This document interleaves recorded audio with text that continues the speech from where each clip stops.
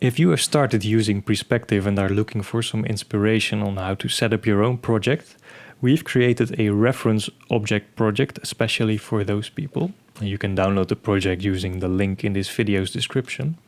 And once you've downloaded the project, in the scenes folder you will find 8 scenes, and each of these scenes demonstrates some of the functionality that Prespective has to offer.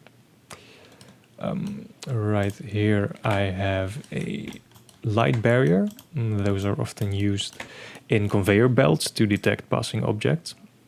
Once we go into play mode and select the receiver here, let's lock its inspector, you'll see that its flag is set to true, which means that the emitting beam is reaching the receiver.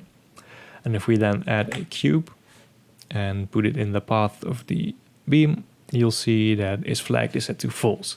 And you can use this field of the beam receiver instance to program your own behavior. We've also got a linear actuator, which is actually just a simplified representation of an actual linear motor. The only thing you'll have to do is select the rod here and tell it to go to its end or its 0 position. So you don't have to think about all the transmissions going on inside an actual linear motor. So it's just a really easy way to trigger a linear motion. We've got a robot arm here with a gripper on top. Let's go into play mode. Its hierarchy is a bit more complex, but you'll see the gripper is right at the bottom here. There we go. And let's focus on the gripper. We can toggle its position, and we could set any of the arms of the gripper to a desired position in stepper motor steps, and the arm will move into that position. We've got a rotary switch here. That's sort of a manual control component. Once we look at the base here, the rotary switch here, we'll see in the inspector that its selected state is set to non-applicable. That's because we're not in play mode. Let's go into play mode.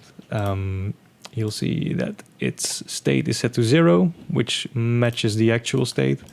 And if we then select the knob here and turn it and go back to the rotary switch, you'll see that its ID is set to 2. Let's switch it all the way to 1, and you'll see the ID is set to 1. And you can also, again, use this to program your own behavior accordingly.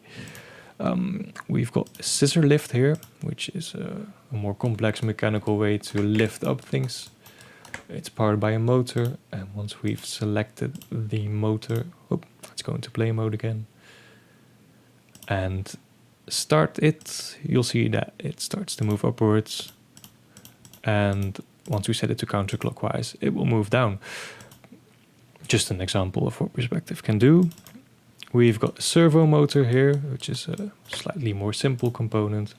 It can be set into a certain angle, and then the motor will move to that position. We've got a signal tower here, which is quite a common component for industrial environments, and you can set any of these lights to active or of course to inactive. And last here we've got a XYZ gantry, quite similar to the 3D printer project that can also be downloaded from our website. It has motors for each axis. You can set any of the motors and it will start to move in that direction. Let's create a two-dimensional motion for now. Yes, that's it. So yeah, I would advise you to look into the scenes of this project and see how this can help you to create your own project.